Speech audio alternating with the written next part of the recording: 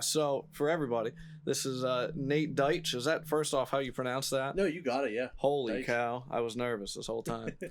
So tell me about Nate Makes Noise, and then I want to move into Whit because it seems like Whit's doing a ton. Yeah. And that's fantastic. I feel rather honored to start with Nate Makes Noise because that's easily my worst project at the moment. Nate Makes Noise was a product of voicing my unsatisfaction. So I like to think of music as like, here's the thing I'm doing. And it's kind of like, I want to do the exact opposite of that as well. And if I don't have a good outlet for that, that's just kind of what Nate Makes Noise becomes. So okay. It started back when I was in a garage rock band when I was in high school. All right. And I was like, man, every single time we play songs together, they need vocals. And I'm not a great vocalist. But I need a good outlet for my instrumental music that I want to make. So thus I made Nate Makes Noise. And I don't think I've ever even tried to attribute anything strictly to Nate Makes Noise that has vocals, just because that was, the target. And then shortly after that, I started working with Whit Waltman, who I'll get onto then. And it was a lot of like, I'd call it like similar to like some Midwest emo stuff, similar to, there's not even a whole bunch of bands I know that sound like us. It's just more like, I don't mean that to be pretentious. No, but you're totally right on that. I mean, not like I have a wide scope of what I listen to, but yeah, to me, Whit's insanely original. Well, thank you. And unique. It's like, what is that? And I want to get into what you define Whit as in a moment, but And with Whit, it took a different turn because I'm no longer doing stuff with the band. It became like, well, you're doing stuff pretty strictly like to fit into this genre, this groove at the band, the serving the band. I want to serve myself. So Nate Makes Noise also took a turn of not just instrumental music, but also I want to be in the spotlight. I want to be number one. So which is why some of the stuff I do can appear gimmicky sometimes, like playing on a 3-string guitar. Yeah, but that was cool. That was wild. I find it really, really fun because like I don't really want to take music super seriously because you got two possible outcomes. You're either going to make it or you're not going to make it. And I would rather, if I'm not going to make it, which is probably like the most probable outcome, right? I have the most fun possible not making it, and I'm totally fine with that.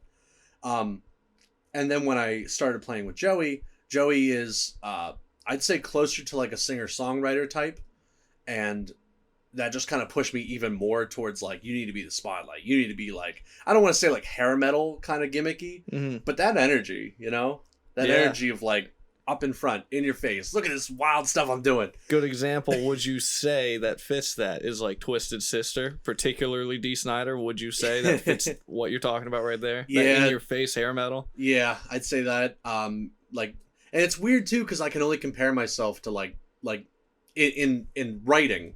I try to mimic the ego of like Twisted Sister, like Dee Snider, or like Van Halen with David Lee Roth. Yeah. But it's not like I'm trying to mimic Eddie Van Halen and forgive me, the guitarist from Twisted Sister. I can't remember their name. Right. I'm not trying to mimic them. I'm always trying to mimic the singer and the energy they bring to the group because it's instrumental and because I'm leading, I see that. It's kind of filling a void. And that's what I think Nate Makes Noise is at its most fundamental.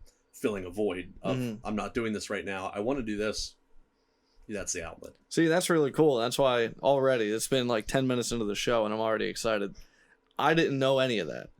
You know what I mean? And we've been friends for, I don't know, maybe 2 years or something like that. Oh, yeah. And it's like hearing that story. That's so cool. What a cool thing. So you have your band and then you have an outlet for all other things that are more you. Yeah. Like strictly you, solo you have that outlet.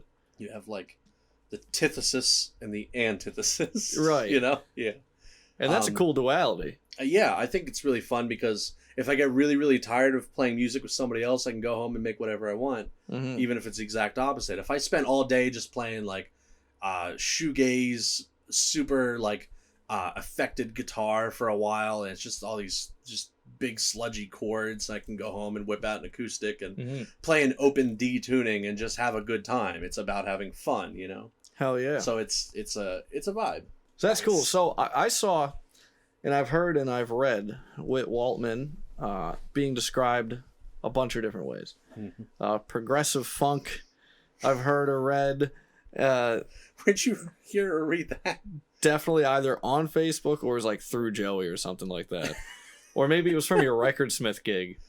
I'm pretty maybe. sure. And then I recently saw a Whit post saying something about, I think it was queer art rock. Yeah. So what would you define it as? Can you clear that up? And then what does whatever you define it as mean? So I'd probably start with just giving you a blanket of obscure terms. Okay. Because we definitely have things that are very, very theater inspired. We have things that are very like, I'd say like shoegazy, which is like super affected instruments, like especially guitars, like the big pedal boards, shoegaze, they're staring at their shoes the whole time instead of, you know. And I've also heard emo opera from the audience. And from the audience. Yeah, we had one audience member say we're emo opera or something like it was some term like that, but it was very, very close to that if that wasn't it.